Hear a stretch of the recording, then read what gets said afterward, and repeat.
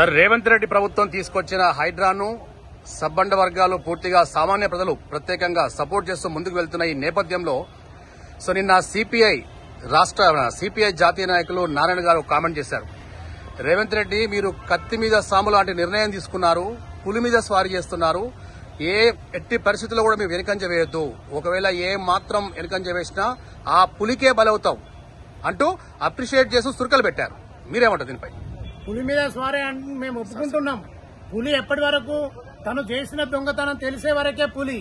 ఆ దొంగ బయటపడ్డ తర్వాత పులి కాదండి, పిల్లి అయింది. ఇప్పుడు పిల్లి దొంగ నాటకాలు ఆడుతోంది, కళ్ళు మూసుకొని పాలు తాగినా అని చెప్తున్నది. ఆ పిల్లిని వదిలేదే లేదు. పులి ఎంతటి పులైనా ప్రజా ఉద్యమాల ముందు ప్రజాస్వామ్యం. మా నాయకుడు హైడ్రా, ఇప్పుడు వరంగల్ మా నాయకుడు వాడ్రా ఎజెండాగానే మేము ముందుకెళ్తాం. తెలంగాణ మా నాయకుడై తెలంగాణను సాధించుకున్నాం. ఇప్పుడు వాడ్రా మా నాయకుడు, మా ఎజెండా వాడ్రా. కాబట్టి వాడ్రాను ముందు పెట్టుకుని పోతాం. పులి కూడా నక్క కావాల్సిందే, పిల్లి కావాల్సిందే, ఖచ్చితంగా కబ్జాలు ఆగవలసిందే. మళ్ళా కబ్జా చేయడానికి ఎవడైనా భయపడవలసిందే. ఇప్పుడు అధికార పార్టీ అయినా పర్వాలేదు, అప్పటి అధికార పార్టీ అయినా పర్వాలేదు, ఎవడైనా కబ్జా చేయడానికి భయపడవలసిందే. ఇక బడుగు బలహీన వర్గాలు ఎందుకు స్వాగతిస్తున్నారండి? వాళ్లకు నిల్వ నీడ లేదు, వాళ్లకు ఉండడానికి ఇల్లు లేదు. వాళ్ళు ఏదైనా గుడిసెలు వేసుకుంటే ఆ గుడిసెలను కూల్చివేస్తున్నారు. కడుపు మండుతాంది. ఉన్నోడు రాజకీయ పలుకుబడిగల్లోడు, చోటామోటా లీడర్లు 100ల కొద్ది ఎకరాలు, 50ల కొద్ది ఎకరాలు కబ్జా చేసుకుంటూ బీదోడికి నిల్వ నీడ లేకుండా చేస్తున్నారు. కనీసం ఉండడానికి 60 గజాల నీడ లేకుండా చేస్తున్నారు. ఏమన్నాడండి మాజీ ముఖ్యమంత్రి?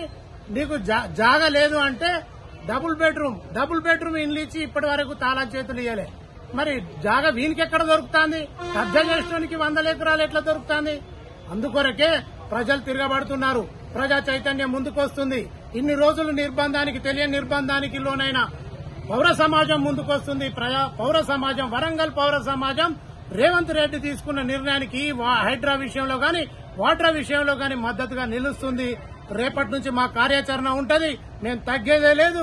ఖచ్చితంగా రేవంత్ రెడ్డి గారు మీ నిర్ణయాన్ని కొనసాగించాలి. మీకు మోరల్ సపోర్ట్ మాది ఉంటది.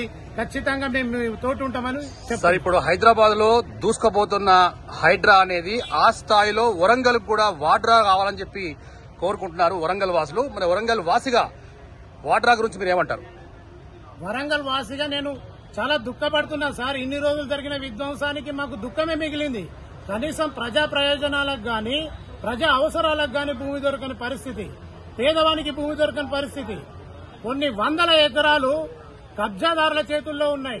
ఇంచు కూడా వదులుతలేరు, నాలాలు వదులుతలేరు, చెరువులు వదులుతలేరు. ఎలాంటి వదలకుండా పక్క సర్వే నెంబర్లు వేసుకుని కబ్జా పూర్తిమయం చేస్తున్నారు. ఇలాంటి పరిస్థితులలో మేము స్వాగతిస్తున్నాం, వాడ్రాను స్వాగతిస్తున్నాం. ఖచ్చితంగా జరగవలసిందే. కానీ ఒక మంచి అధికారి కావాలి.